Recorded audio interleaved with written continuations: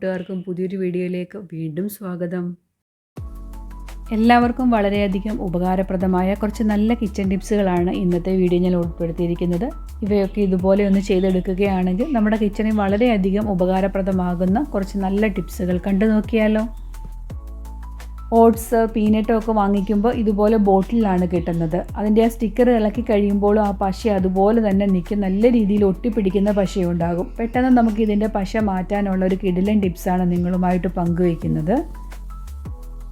ലേശം പേസ്റ്റാണ് ഞാൻ ഈ ഒരു ചിരട്ടയിലോട്ട് ഇട്ട് കൊടുത്തേക്കുന്നത്. അതോടൊപ്പം തന്നെ 1 ടീസ്പൂൺ അളവിൽ ബേക്കിംഗ് സോഡയും കൂടെ നമുക്ക് ചേർത്ത് കൊടുക്കാം. ഇനി ഇവയൊന്ന് മിക്സ് ചെയ്തിട്ട് ലേശം വെളിച്ചെണ്ണയും കൂടെ ഒഴിച്ചു കൊടുത്തിട്ടാണ് നമുക്ക് ഇതുപോലെ ഒരു പേസ്റ്റ് പരുവത്തിൽ മിക്സ് ചെയ്തെടുക്കേണ്ടത്. ഇനിയും പേസ്റ്റും ബേക്കിംഗ് സോഡയും ഒക്കെ ചേർന്ന ആ ഒരു സൊല്യൂഷൻ ഈ പശ പിടിച്ചിരിക്കുന്ന ബോട്ടിലിൻ്റെ എല്ലാ ഭാഗത്തും ഒരു പഴയ ബ്രഷ് ഉപയോഗിച്ചിട്ട് നമ്മൾ ഇതുപോലെ ഒന്ന് തേച്ച് പിടിപ്പിക്കണം. നല്ല രീതിയിൽ തന്നെ തേച്ച് പിടിപ്പിക്കേണ്ടതാണ്. ഇവ എല്ലാ ഭാഗത്തും അപ്ലൈ ചെയ്ത ശേഷം ഒരു 2-3 മിനിറ്റ് നമ്മളിതൊന്ന് ഉണങ്ങി റെസ്റ്റ് ചെയ്യാനായിട്ട് മാറ്റി വയ്ക്കണം. അതിനുശേഷം നമ്മൾ ലേശം ലിക്വിഡ് ഉപയോഗിച്ചിട്ട് കഴുകിയെടുക്കുകയാണെങ്കിൽ ഈ ഒരു രീതിയിൽ നമുക്ക് കഴുകിയെടുക്കാനായിട്ട് സാധിക്കുന്നതാണ്. പശയെല്ലാം മാറി കിട്ടുകയും ചെയ്യും. ഉരുളക്കിഴങ്ങ് നമ്മുടെ എല്ലാവരുടെയും വീട്ടിലുണ്ട്. പക്ഷേ ഇത് പെട്ടെന്ന് കിളുത്തു പോകുന്നു എന്നാണ് വീട്ടമ്മമാരായ നമ്മുടെ പരാതി. എന്നാൽ ഈ ഒരു രീതിയിൽ നിങ്ങൾ ഉരുളക്കിഴങ്ങ് നോക്കി വാങ്ങിക്കുകയാണെങ്കിൽ ഒട്ടും തന്നെ കിളുത്തു പോകാതെ നമുക്ക് ഉപയോഗിക്കാനായിട്ട് സാധിക്കും. ഉരുളക്കിഴങ്ങ് വാങ്ങിക്കുമ്പോൾ ഈ ഒരു ടൈപ്പിലുള്ള ഉരുളക്കിഴങ്ങ് വാങ്ങിക്കരുത്. കാരണം പോളിഷ്ഡ് ആയിട്ടുള്ളത്, ചെളിയൊന്നും ഇല്ലാത്ത ഉരുളക്കിഴങ്ങ് വാങ്ങിക്കുമ്പോഴാണ് പെട്ടെന്ന് തന്നെ കിളുത്തു പോകുന്നത്. എന്നാൽ നമ്മൾ ചെളിയൊക്കെ പിടിച്ചിട്ടുള്ള ഉരുളക്കിഴങ്ങാണെങ്കിൽ ഒട്ടും തന്നെ കിളുക്കുകയില്ല. ഉരുളക്കിഴങ്ങ് സ്റ്റോർ ചെയ്യുന്നത് ഇതുപോലെ ഒരു ട്രേയിലോട്ട് നമ്മൾ ന്യൂസ് പേപ്പർ വെച്ചിട്ട് അതിൻ്റെ മുകളിലോട്ട് ഈ ഉരുളക്കിഴങ്ങ് വെച്ച് കൊടുക്കുക. ഒട്ടും തന്നെ സൺലൈറ്റ് കയറാത്ത ഏതെങ്കിലും ഒരു ഭാഗത്ത് വെക്കുകയാണെങ്കിലും ഇത് കിളുക്കാതെ നമുക്ക് ഏറെ ദിവസം ഉപയോഗിക്കാനായിട്ട് സാധിക്കുന്നതാണ്. അങ്ങനെ നമ്മൾ ചെയ്യുകയാണെങ്കിൽ ഇത് തീരുന്നത് വരെ ഒരു മുള പോലും വരാതെ നമുക്ക് ഉപയോഗിക്കാനായിട്ട് സാധിക്കും. പിന്നെ ഈ ഉരുളക്കിഴങ്ങ് ഒന്നൊന്നിനോട് മുട്ടാത്ത രീതിയിൽ ടിഷ്യൂ പേപ്പറോ അതുപോലെ തന്നെ ന്യൂസ് പേപ്പറോ നമ്മൾ ചുരുട്ടി ഇതിൻ്റെ ഇടയ്ക്കോട്ട് വെച്ച് കൊടുക്കുന്നതും നല്ലതാണ്. ഇനി വീടിനുള്ളിൽ നിന്ന് നമുക്ക് കൊതുകിനെയും പൂവീച്ചയൊക്കെ തുരത്താനുള്ള നല്ല നാച്ചുറലായിട്ടുള്ള ടിപ്സാണ് അടുത്ത് നിങ്ങളുമായിട്ട് ഷെയർ ചെയ്യുന്നത്. നമ്മുടെ വീട്ടിൽ അവൈലബിൾ ആയിട്ടുള്ള ഒരേ ഒരു ഇൻഗ്രീഡിയൻസ് മാത്രമേ നമുക്ക് ആവശ്യമുള്ളൂ. കണ്ടു നോക്കിയാലോ. ഒരു ചെറിയ കഷ്ണം കോട്ടൻ്റെ പീസാണ് എടുത്തേക്കുന്നത്. നല്ലതുപോലെ ഒന്ന് നോർത്ത് ഇട്ട് കൊടുത്തിട്ടുണ്ട്. ഇതിലോട്ട് ഞാൻ ഇൻസ്റ്റൻ്റ് ആയിട്ടുള്ള കോഫി പൗഡർ ഉണ്ടല്ലോ, അതാണ് ഒരു ചെറിയ ഒരളവിൽ ഇട്ട് കൊടുക്കുന്നത്. ഇതിൻ്റെ നടുക്കോട്ട് നമുക്കിങ്ങനെ ഇട്ട് കൊടുത്ത ശേഷം ഒന്ന് റോൾ ചെയ്തെടുക്കണം. ഈ കോഫി പൗഡർ ആ കോട്ടൺ പഞ്ഞിക്കകത്ത് നല്ലതുപോലെ റോൾ ചെയ്ത് നമുക്കൊരു തിരി പോലെ ആക്കി എടുക്കുകയാണ് വേണ്ടിയത്. ഇങ്ങനെ ഒരു തിരി പോലെ ഞാൻ ആക്കി എടുത്തിട്ടുണ്ട്. ഇനി നമുക്കിത് റബ്ബർ ബാൻഡ് ഉപയോഗിച്ചിട്ടൊന്നും കെട്ടാനായിട്ട് പറ്റുകയില്ല. കാരണം നമുക്കിത് തിരി പോലെ ജോയിൻ്റ് ആയിട്ട് ഇരിക്കുകയും വേണം. പെട്ടെന്ന് ഈ തിരി അങ്ങ് കത്തിത്തീരാനും പാടില്ല. അപ്പോൾ നമ്മൾ ചപ്പാത്തിയൊക്കെ വാങ്ങിക്കുമ്പോൾ കിട്ടുന്ന അലൂമിനിയം ഫോയിൽ എടുത്ത് വെക്കുകയാണെങ്കിൽ നമുക്കിതുപോലെ ഒന്ന് ടൈറ്റാക്കി കൊടുക്കാൻ പറ്റും. അലൂമിനിയം ഫോയിൽ കട്ട് ചെയ്ത് നീളത്തിലെടുത്ത ശേഷം ഇതിൻ്റെ മിഡിൽ ഭാഗത്തായിട്ടാണ് ഇങ്ങനെ ടൈറ്റ് ചെയ്തെടുത്തേക്കുന്നത്. അങ്ങനെയാകുമ്പോൾ ഇത് നൂർന്നു പോവുകയൊന്നുമില്ല, പെട്ടെന്ന് ഈ തിരി അങ്ങ് കത്തിത്തീരുകയുമില്ല. ഇനി നമ്മൾ ഇതുപോലെ ഒരു മൺകിരാജിലോട്ട് വെച്ച് കൊടുത്തിട്ട് നല്ലെണ്ണയാണ് ഒഴിച്ചു കൊടുക്കുന്നത്.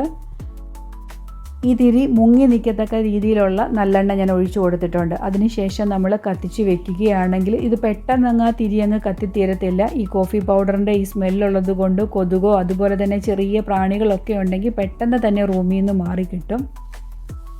ഇങ്ങനെ നാച്ചുറലായിട്ടുള്ള തിരിയൊക്കെ നമ്മൾ തയ്യാറാക്കി ഉപയോഗിക്കുന്നത് കൊണ്ട് യാതൊരു വിധമായ സൈഡ് എഫക്റ്റ് ഒന്നും നമുക്കുണ്ടാകുകയില്ല. നമ്മൾ പുറത്തുനിന്ന് കൊതുക് തിരിയൊക്കെ വാങ്ങിക്കുമ്പോഴാകുമ്പോൾ സൈഡ് എഫക്റ്റ് ഒക്കെ ഉണ്ടാകാനുള്ള ചാൻസസ് കൂടുതലാണല്ലോ. അപ്പോൾ ഇതുപോലെയൊക്കെ ഒന്ന് ചെയ്യുകയാണെങ്കിൽ വളരെ നല്ലതാണ്. ഉപയോഗം കഴിഞ്ഞ് വലിച്ചെറിയുന്ന ഈ ഓറഞ്ചിൻ്റെ തൊലി നമ്മുടെ കിച്ചണിൽ വളരെയധികം ഉപകാരപ്രദമായ കുറേ കാര്യങ്ങൾക്ക് വേണ്ടിയിട്ട് ഉപയോഗിക്കാനായിട്ട് സാധിക്കുന്നതാണ്. അവ ഓരോന്നും ഞാൻ ഡീറ്റെയിൽ ആയിട്ട് നിങ്ങളെ കാണിച്ചു തരാം. നിങ്ങൾ ഇങ്ങനെ ചെയ്ത് വെക്കുകയാണെങ്കിൽ വളരെയധികം ഉപകാരപ്രദം തന്നെയാണ്. ഓറഞ്ചിൻ്റെ തൊലി ഞാൻ നല്ലതുപോലെ ഉണക്കിയെടുത്ത് വെച്ചിരുന്നതാണ്. ഇത് ചെറിയ കഷ്ണങ്ങളായിട്ട് മിക്സിയുടെ ജാറിലോട്ട് ഇട്ട് കൊടുത്തിട്ട് നമുക്ക് ഫൈനായിട്ടൊന്ന് പൊടിച്ചെടുക്കണം. ഈ ഓറഞ്ചിൻ്റെ പൊടി വെച്ചിട്ടാണ് നമ്മുടെ കിച്ചണിലെ വളരെയധികം ഉപകാരപ്രദമായ കാര്യങ്ങൾ നമ്മൾ ഓരോന്നും ചെയ്തെടുക്കാൻ പോകുന്നത്. ഫൈനായിട്ട് ഓറഞ്ചിൻ്റെ തൊലിയെല്ലാം പൊടിച്ചെടുത്തിട്ടുണ്ട്. ഒരു കുറച്ച് അളവിൽ തന്നെ പൊടിച്ച് കിട്ടിയിട്ടുണ്ട്. ഞാൻ കുറച്ചധികം ഓറഞ്ചിൻ്റെ തൊലി ഉണക്കിയെടുത്ത് വെച്ചിരുന്നതാണ്. ഇത് നമ്മൾ എയർ ടൈറ്റ് ആയിട്ടുള്ള കണ്ടെയ്നറിലാക്കി വെക്കുകയാണ്. പിന്നീട് ഞാൻ ഇതുപോലെ ചെയ്യുന്ന ഉപയോഗങ്ങൾക്ക് നിങ്ങൾക്ക് ഉപയോഗിക്കാവുന്നതാണ്. നമ്മൾ ഡെയിലി ഉപയോഗിക്കുന്ന ഗ്ലാസ്സൊക്കെ ആണെങ്കിൽ ഈ ഒരു രീതി കഴുകിയെടുക്കാവുന്നതാണ്. ലേശം കിച്ചൺ ലിക്വിഡ് ഒഴിച്ചിട്ട് നമ്മൾ പൊടിച്ചു വെച്ചിരിക്കുന്ന ആ ഓറഞ്ചിൻ്റെ പൊടി ആ ലിക്വിഡിലൊന്ന് മിക്സ് ചെയ്ത് ഗ്ലാസ്സൊക്കെ ഒന്ന് കഴുകിയെടുത്തേ. ഗ്ലാസ് മാത്രമല്ല, ഇതുപോലെയുള്ള ഗ്ലാസ് ആയിട്ടുള്ള ഏത് ഐറ്റംസ് വേണമെങ്കിലും നമുക്ക് കഴുകിയെടുക്കാവുന്നതാണ്. നമ്മൾ മീനൊക്കെ ഉപയോഗിച്ചിട്ട് വെള്ളമൊക്കെ കുടിച്ച് കഴിയുമ്പോൾ ആ ഗ്ലാസ്സിൽ ഒരു മീനിൻ്റെ ഉളുമ്പ് നാറ്റമൊക്കെ കാണുമല്ലോ. ഇതുപോലെ ചെയ്യുകയാണെങ്കിൽ പിന്നെ ആ ഓറഞ്ചിൻ്റെ ഒരു സ്മെല്ലാണ് നമ്മുടെ ഗ്ലാസ്സിൽ ഉണ്ടാകുന്നത്. പാത്രങ്ങളൊക്കെ ഈ ഒരു പൊടി ഉപയോഗിച്ചിട്ട് നമുക്ക് കഴുകിയെടുക്കാവുന്നതാണ്. പാത്രങ്ങളൊക്കെ വെട്ടി തിളങ്ങുന്നത് പോലെ ആയി കിട്ടുകയും ചെയ്യും. ലേശം ഓറഞ്ചിൻ്റെ പൊടി നമ്മുടെ കൈയുടെ വെള്ളയിൽ ഇട്ട് കൊടുത്ത് നല്ലതുപോലെ ഒന്ന് റബ്ബ് ചെയ്ത് കഴിഞ്ഞാൽ നമ്മൾ നോൺ വെജൊക്കെ വെട്ടി കഴിഞ്ഞ് കഴിയുമ്പോൾ ആ ഉളുമ്പുനാറ്റമൊക്കെ മാറുന്നതിന് വളരെയധികം സഹായിക്കും. ഇതുപോലെ പൊടി ഒന്ന് കയ്യിലിട്ടിട്ട് തിരുമ്മി കഴിഞ്ഞാൽ സോപ്പൊക്കെ അലർജി ഉള്ളവർക്ക് ഇതുപോലെ ഒന്ന് ഓറഞ്ചിൻ്റെ പൊടി ഒന്ന് തിരുമ്മി കഴിഞ്ഞാൽ നല്ല ഓറഞ്ചിൻ്റെ സ്മെല്ലാണ് ഉണ്ടാകുന്നത്. പിന്നെ ആ നോൺ വെജിൻ്റെ സ്മെല്ലോ ഒന്നും ഉണ്ടാകുകയില്ല. വെളുത്തുള്ളിയും അതുപോലെ തന്നെ മുട്ടയൊക്കെ നമ്മൾ മിക്സിയുടെ ജാറിൽ അരച്ച് കഴിയുമ്പോൾ ഒരു ഉളുമ്പുനാറ്റം കാണും. മുട്ടയാണെങ്കിൽ വെളുത്തുള്ളിയാണ് നമ്മൾ അരയ്ക്കുന്നതെങ്കിൽ വെളുത്തുള്ളിയുടെ ഒരു സ്മെല്ല് കാണും. അപ്പോൾ പെട്ടെന്ന് മാറാനായിട്ട് ഈ ലേശം പൊടി ഇട്ട് കൊടുത്തിട്ട് കുറച്ച് വെള്ളവും കൂടെ ഒന്ന് ഒഴിച്ച് നമ്മൾ അടിച്ചെടുത്താൽ പിന്നെ ആ മണം പെട്ടെന്ന് മാറി കിട്ടും. ഞാനിങ്ങനെ ഓറഞ്ചിൻ്റെ തൊലി ഉണക്കി പൊടിച്ച് എയർ ടൈറ്റ് ആയിട്ടുള്ള കണ്ടെയ്നറിൽ സൂക്ഷിക്കുകയാണ് ചെയ്യുന്നത്. ആവശ്യമുള്ളപ്പം ഇതുപോലെ പല ഉപകാരപ്രദമായ കാര്യങ്ങൾക്ക് വേണ്ടിയിട്ട് ഉപയോഗിക്കുന്നതിന് വേണ്ടിയിട്ട് ഇതുപോലെ സ്റ്റോർ ചെയ്ത് വെക്കാവുന്നതാണ് നമുക്ക്. രാത്രി നമ്മൾ പാത്രമൊക്കെ കഴുകിയ ശേഷം ഈ ലേശം പൊടി ആ സിങ്കിലോട്ടൊന്ന് വെതറിയിട്ട് കൊടുത്തു കഴിഞ്ഞാൽ പാറ്റയോ അതുപോലെ തന്നെ പല്ലിയോ ഒന്നും വരികയില്ല. നമ്മൾ രാവിലെ കിച്ചണിലോട്ട് വരുമ്പോൾ തന്നെ ഒരു പോസിറ്റീവ് എനർജി ആയിരിക്കും. ആ ഓറഞ്ചിൻ്റെ സ്മെല്ലാണ് നമ്മുടെ കിച്ചണിലൊക്കെ ഉണ്ടാകുന്നതും. ഇൻഡോറിലൊക്കെ നമ്മൾ ലക്കി ബാമ്പു, മണി പ്ലാന്റ് ഒക്കെ നട്ട് വളർത്തുന്നവരാണ്. എന്നാൽ നമ്മൾ ഇതുപോലെ ഒരു പരിചരണം കൊടുക്കുകയാണെങ്കിൽ നല്ല ബുഷിയായിട്ട് തന്നെ ലക്കി ബാമ്പു ഒക്കെ വളർന്ന് കിട്ടും. നമ്മൾ ഇടയ്ക്ക് അതിൻ്റെ ആ മഞ്ഞയായിട്ടുള്ള ഇലകളൊക്കെ ഒന്ന് മുറിച്ച് മാറ്റണം. അതുപോലെ തന്നെ ആഴ്ചയിൽ ഒരിക്കൽ ആ ബോട്ടിലൊന്ന് ക്ലീൻ ചെയ്ത് കൊടുക്കുകയും വേണം. ചട്ടിയൊക്കെ കഴുകിയിട്ട് വേറെ വെള്ളം നമ്മൾ ആഴ്ചയിൽ ഒരിക്കൽ ഫില്ല് ചെയ്ത് കൊടുക്കേണ്ടതാണ്. ഇതിലോട്ട് ഞാൻ എപ്പോഴും ഇട്ട് കൊടുക്കുന്നത് ആഴ്ചയിൽ ഒരിക്കലോ മാസത്തിൽ 1-2 തവണയോ ഇതുപോലെ മുട്ടയുടെ തോട് പൊടിച്ചത് ഇട്ട് കൊടുക്കും. നമുക്ക് ഈ മുട്ടയുടെ തോട് വേണമെങ്കിൽ ഒരു കുപ്പിയിലാക്കി വെള്ളം ഒഴിച്ചിട്ട് ആ വെള്ളം ഒഴിച്ചു കൊടുക്കാം.